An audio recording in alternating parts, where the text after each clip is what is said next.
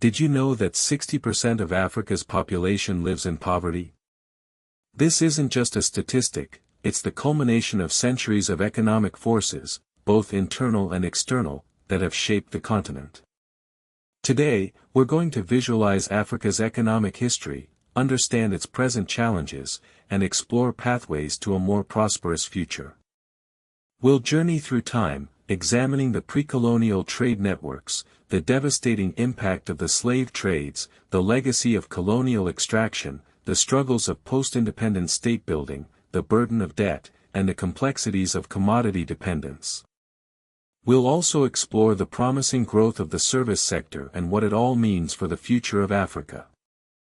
Before European colonization, Africa was not a blank slate. Diverse and complex economic systems thrived across the continent. In West Africa, mighty empires like Ghana, Mali, and Songhai controlled lucrative trade routes of gold, salt, and textiles.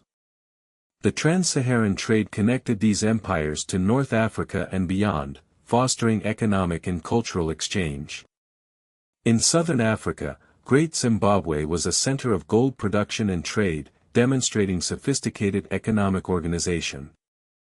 East Africa saw the rise of Swahili city-states like Kilwa and Mombasa, thriving on Indian Ocean trade. These cities exchanged gold, ivory, and slaves for goods from Arabia, India, and even China. It's crucial to understand that these pre-colonial economies weren't uniform. Some regions had centralized states with strong institutions, while others were organized in more decentralized, acephalous societies.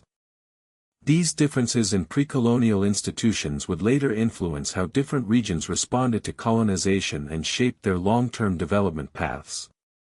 The arrival of Europeans and the transatlantic slave trade dramatically altered Africa's economic trajectory.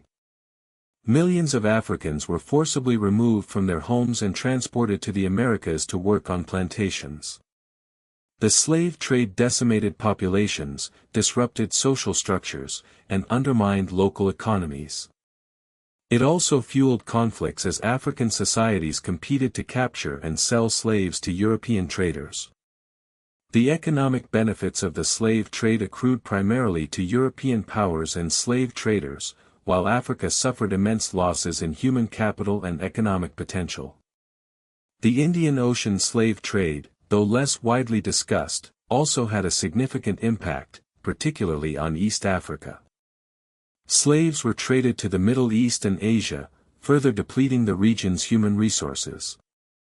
Colonialism, which followed the slave trade, formalized the extraction of resources and the exploitation of African labor.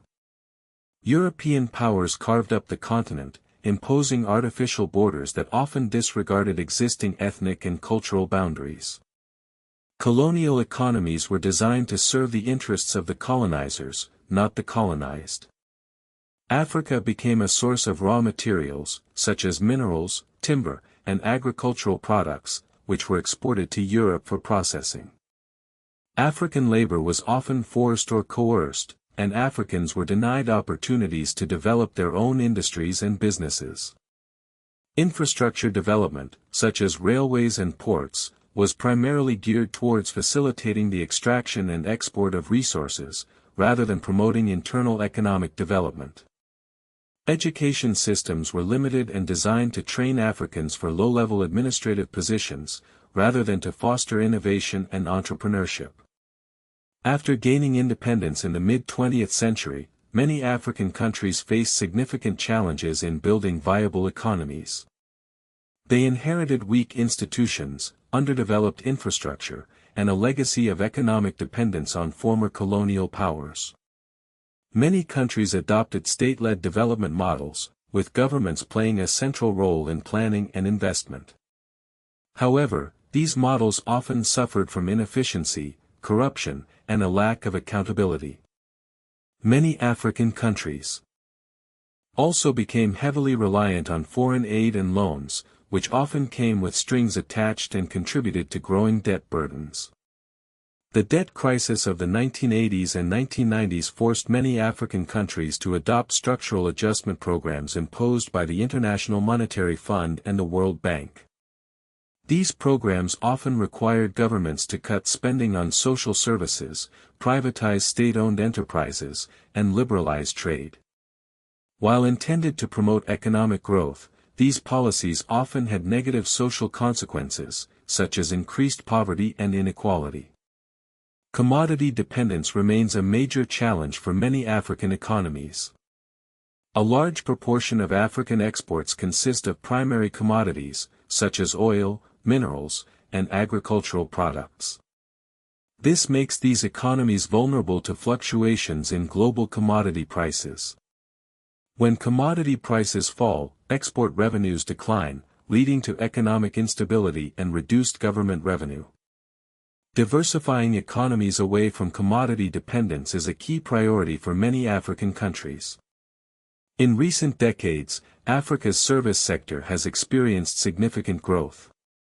Services now account for over half of the continent's output and a growing share of employment. This growth is driven by factors such as urbanization, technological innovation, and increased demand for services like finance, telecommunications, and tourism. However, the productivity of Africa's service sector remains relatively low compared to other developing regions. This is a major constraint on economic growth and poverty reduction. McKinsey estimates that 60% of Africa's population lives in poverty, and that per capita income growth has averaged only 1.1% a year for several decades. Addressing this productivity gap is crucial for unlocking Africa's economic potential. The African Continental Free Trade Area, or AfCFTA, is a landmark agreement that aims to create a single market for goods and services across the continent. By reducing trade barriers and promoting intra-African trade, the AfCFTA has the potential to boost economic growth, create jobs, and reduce dependence on external markets. UNCTAD argues that deeper regional trade can reduce exposure to global shocks and commodity dependence. Africa's future economic success depends on addressing a range of interconnected challenges. These include diversifying economies, improving infrastructure, strengthening institutions, promoting good governance, and investing in education and human capital. It also requires addressing issues such as climate change, conflict, and inequality. The continent has youthful demographics, natural resources, and growing cities, but low output per worker remains the binding constraint. Ultimately, Africa's economic destiny lies in its own hands. By embracing innovation, promoting inclusivity, and building strong partnerships, Africa can overcome its historical challenges and achieve its full economic potential. The policy direction increasingly emphasized by major institutions is a move toward value addition, regional supply chains, better infrastructure, and sound fiscal policy. One of the biggest ongoing debates is how much weight to give internal institutions versus external exploitation in understanding Africa's economic past and present. Africa's economic story is far from over. It's a story of resilience, adaptation, and the pursuit of a brighter future.